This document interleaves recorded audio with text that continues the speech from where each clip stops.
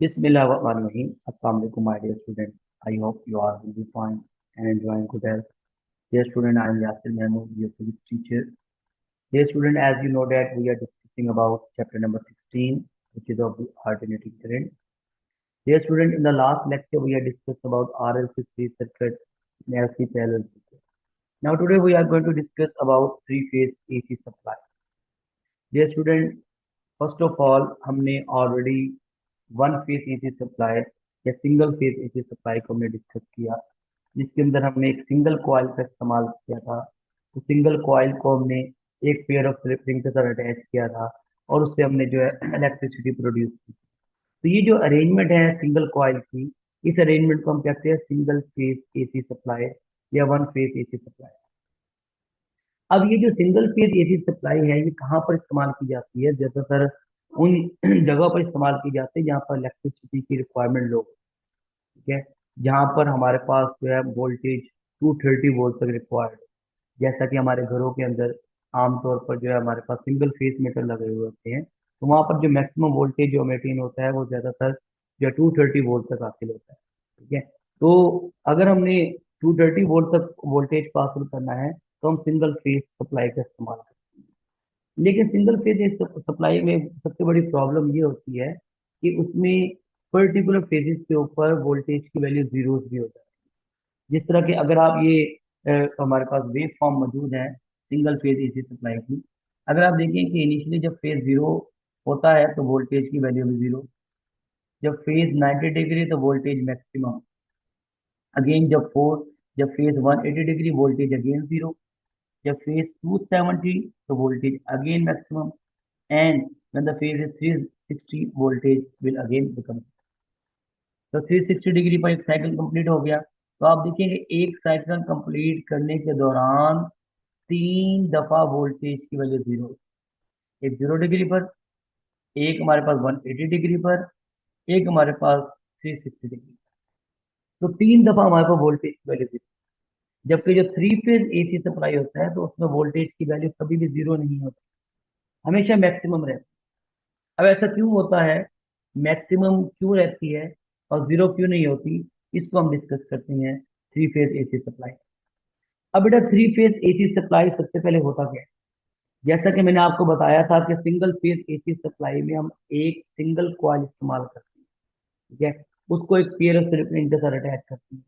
जबकि three phase AC supply में हम थ्री कॉइल्स का इस्तेमाल करें और थ्री स्लिप रिंग के पेयर का इस्तेमाल करें, ठीक है। अब इन तीन जो कॉइल्स हैं इनको आपस में कनेक्ट कैसे किया जाता है? इन तीन कॉइल को ऐसे कनेक्ट किया जाता है कि आपस में 120 डिग्री का एंगल बना। अब ये कैसे 120 डिग्री का एंगल बनाएंगे? जैसा कि आपको फिगर डायग्राम में नजर आ रहा है, ये हमारे पास तीन कॉइल है, एक रेड कलर की, एक ब्लू कलर की और एक येलो कलर की। आप देख सकते हैं कि रेड और ब्लू के दरमियान भी फेस 120 डिग्री है, ब्लू और येलो के दरमियान भी फेस 180 डिग्री है, 120 डिग्री है, और येलो और रेड के दरमियान भी फेस 120 डिग्री, ठीक है। मीन हर एक कॉइल के दरमियान हमारे पास जो फेज है 120 डिग्री, ठीक हो गया। तो टोटल 360 डिग्री हो गया। मीन पूरा का पूरा सर्कल को जो कंप्लीटली सर्कल को ये कवर कर रहा है थ्री फेज एसी सप्लाई। अब यहाँ पर हमें देखना है कि थ्री फेज एसी सप्लाई हमें मैक्सिमम वोल्टेज कितना दे सकता है। जैसा सिंगल फेज में हमें पता है 230 वोल्ट मिलता है, थ्री फेज में हमारे पास मैक्सिमम वोल्टेज कितना मिलता है और इसकी अरेंजमेंट कैसी होती है, इसको हम देखते हैं, इसकी कंस्ट्रक्शन और वर्किंग कैसे। अब बेटा ये इसकी अरेंजमेंट है, आपको नजर आ रहा है कि तीन कॉइल्स हैं, कॉइल ए, कॉइल बी और कॉइल सी, तीनों आपस में कनेक्टेड है और हमारे पास तीनों एक दूसरे के साथ 120 डिग्री का एंगल बना रहे हैं। अगर हम सपोज कर लें कि ये जो कॉइल सी है ये इसको एज ए रेफरेंस ले लें और हम ये सपोज कर लें कि अलोंग द फील्ड पड़ी हुई है, पैरेलल एक्सिस के अलोंग पड़ी हुई है। अगर अलोंग द फील्ड पड़ी हुई है कॉइल सी तो इसका मतलब है कॉइल सी एंगल जीरो बना रही है, तो 0 डिग्री फेज बना रही है। तो अगर आप कॉइल सी और ए के दरमियान में एंगल देखें तो कॉइल सी और ए के दरमियान में एंगल कितना बन रहा है? 120 डिग्री, ठीक है। इसी तरह अगर कॉइल सी के और बी के दरमियान में देखें एंगल तो कितना बन रहा है? 120 का डबल, तो 40 डिग्री, ठीक हो गया। तो इस तरह आप देखें कि कॉइल सी का ए के दरमियान 120 डिग्री और कॉइल सी का बी के दरमियान 120, और अगर हम इन कॉइल का आपस में देखें तो सी का ए के साथ 120, ए का बी के साथ 120, बी का सी के साथ 120। ठीक हो गया बेटा। तो इस तरह इसकी अरेंजमेंट। अब इसके कनेक्शन की तरफ आते हैं। अब बेटा हमें पता है कि हर एक कॉइल के दो टर्मिनल होते हैं। अब यहाँ पर तीन कॉइल है, उसका मतलब है इसके 6 टर्मिनल होने चाहिए। ठीक हो गया। अब ये बहुत इंपॉर्टेंट एमसीक्यू है, तो गौर से सुनिएगा। अब देखिए होना तो ये चाहिए कि थ्री फेस में 6 टर्मिनल हो, 3 to the 6। लेकिन अगर आप गौर करें यहाँ पर तो 6 नहीं है, कितना टर्मिनल है, 1, 2, 3, 4 टर्मिनल है, 6 नहीं है। तो थ्री फेस में हमारे पास जो 4 टर्मिनल होते हैं वो कैसे। अब देखिए होता क्या है कि हर एक कॉइल की दो टर्मिनल होते हैं, और याद रखें हर एक कॉइल के दो टर्मिनल में से एक टर्मिनल को हम न्यूट्रल करते हैं। ठीक हो गया। अब देखिए टर्मिनल जो कॉइल ए है उसका एक टर्मिनल जो है इस पॉइंट डी के ऊपर मिल रहा है, और कॉइल बी का भी एक टर्मिनल पॉइंट डी के ऊपर मिल रहा है, और पॉइंट कॉइल सी है उसका एक टर्मिनल भी पॉइंट डी के ऊपर मिल रहा है। यहाँ पर पॉइंट डी हमारे पास क्या आ गया, आप ये समझे कि हमारे पास न्यूट्रल है। ठीक है। जहां पर तीनों कॉइल के टर्मिनल मिल रहे हैं, तो इसको ये एक किस्म का हम ये कह सकते हैं कॉमन जंक्शन। तो इसका मतलब ये हुआ कि तीनों कॉइल का एक एक टर्मिनल को हमने क्या कर दिया, न्यूट्रल कर दिया। और तीनों कॉइल के सिर्फ एक एक टर्मिनल यूज हो रहा है, और ये जो यूज होता है इसे हम कहते हैं लाइव वायर। क्या कहते हैं, लाइव वायर। ये हमारे पास कॉइल ए की लाइव वायर है, ये हमारे पास कॉइल बी की लाइव वायर है, ये हमारे पास कॉइल सी की लाइव। ठीक हो गया। तो थ्री फेज एसी के अंदर बेसिकली हमारे पास तीन लाइव वायर्स होती हैं और एक न्यूट्रल होता है, टोटल चार हो गए। ठीक हो गया। और चार टर्मिनल होते हैं। और याद रखें कि हर एक लाइव वायर और न्यूट्रल के दरमियान जो टोटल वोल्टेज होता है वो 230 वोल्ट होता है, जो कि सिंगल फेज के अंदर मिलता है। अब देखिए लेट्स सपोज मैं कहता हूँ कि मेरे पास जो हमारे पास लाइव वायर ए है इसका, और जो हमारे पास जो है यहाँ पर न्यूट्रल के दरमियान कितना फेज कितना वोल्टेज है, 230। इसी तरह बी का इस न्यूट्रल के साथ 230, इस तरह सी का इस न्यूट्रल के साथ 230। तो आप देख सकते हैं कि हर एक कॉइल का न्यूट्रल के साथ 230 वोल्टेज जो हमारे पास पोटेंशियल आ रहा है। लेकिन अगर आप कोई सी भी दो लाइव वायर्स के दरमियान पोटेंशियल देखें तो ये हमारे पास 230 नहीं बल्कि 400 वोल्ट आ रहा है। ए और सी के दरमियान भी 400 वोल्ट है, सी और बी के दरमियान भी 400 वोल्ट। तो इसका मतलब ये हुआ कि थ्री फेज एसी सप्लाई के अंदर हमारे पास जो दो लाइव वायर्स होंगी वो हमारे पास 230 नहीं बल्कि 400 वोल्ट दे। अब यहाँ पर एक और क्वेश्चन राइज होता है कि अगर तो दो वायर्स इकट्ठी कर दी जाए तो 460 बनना चाहिए, ये 400 क्यों। ये बेसिकली 400 वोल्टेज इस वजह से इनकी जो फेज है आपस में, इसकी वजह से 400 वोल्टेज बनता है। अब ये कैसे बनता है ये भी मैं आपको बकायदा साबित भी करता हूँ, प्रूव भी करता हूँ विद इक्वेशन। अब बेटा अगर मैंने इसकी वेव डायग्राम बनानी है तो कैसे बनाऊं, ये इसकी वेव डायग्राम। अब देखिए लेट्स सपोज हमने कहा था कॉइल सी को हमने एज ए रेफरेंस ले लिया था, और इसका फील्ड के साथ फेज लेट्स सपोज 0 है। तो यहाँ पर इस डायग्राम के अंदर रेड कलर की जो वायर है ये हमारे पास सी को शो कर रही है। अब देखो 0 से स्टार्ट हो, ठीक हो गया। अब अगर कॉइल ए को देखें, ये सी के साथ कितना एंगल बना रही है, 120 डिग्री।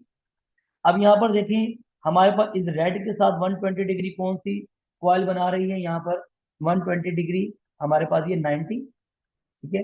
ये 120 डिग्री, ये जो येलो कलर की वायर है ये क्या कर रही है, ये रेड के साथ फेस 120 डिग्री बना रही है। इसका मतलब है जो येलो कलर की कॉइल है ये हमारे पास ए है। ठीक है। अब आए बी पर। अब बी जो हमारे पास सी के साथ कितना फेस बना रही है, 240। अब हमने क्या करना है, जो सी जो कॉइल है उसकी जो वेव फॉर्म ड्रा करनी है, वो हमारे पास जो कॉइल बी की जो वेव फॉर्म ड्रा करनी है वो बेसिकली कॉइल सी से 140 डिग्री के बाद ड्रा करना शुरू कर। अब ये देखिए कॉइल सी है, ये कॉइल सी की वेव फॉर्म ये 0 डिग्री है, ये 90 डिग्री है, ये 180 डिग्री है, ये 270 डिग्री।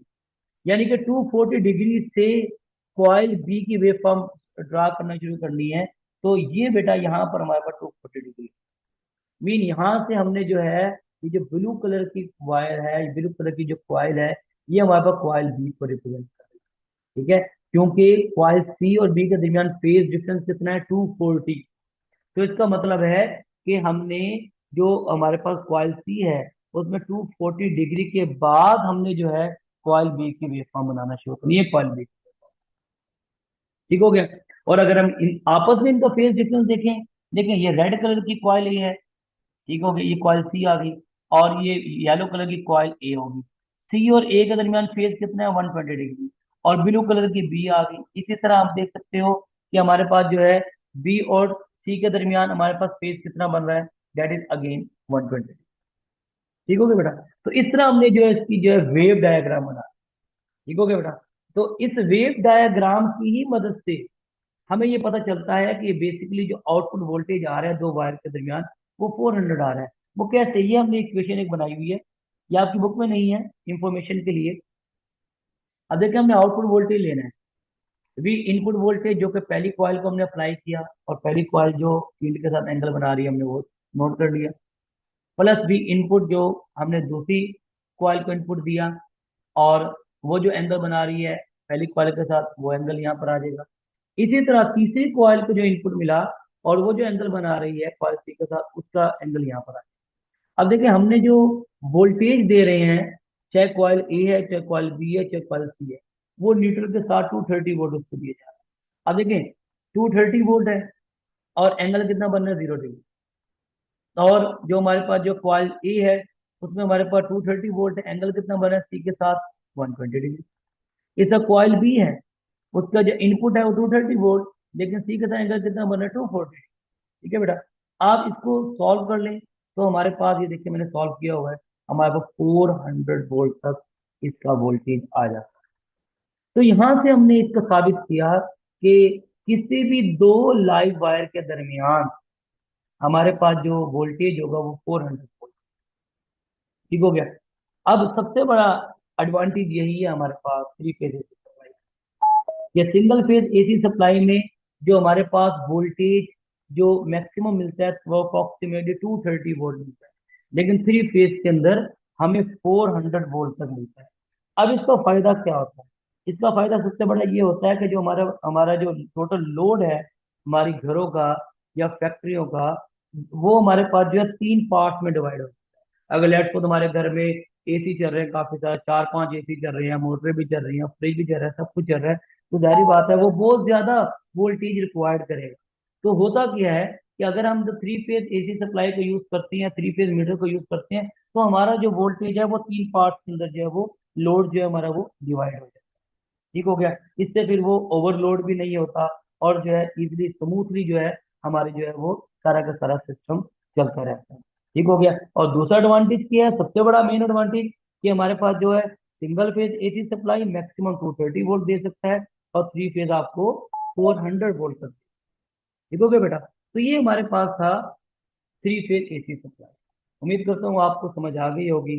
अगर बेटा कोई भी प्रॉब्लम हो, कोई बात समझ नहीं आई, तो बेटा आप जो है इसको डिस्कस मुझसे कर सकते हैं, व्हाट्सएप ग्रुप के जरिए कर सकते हैं।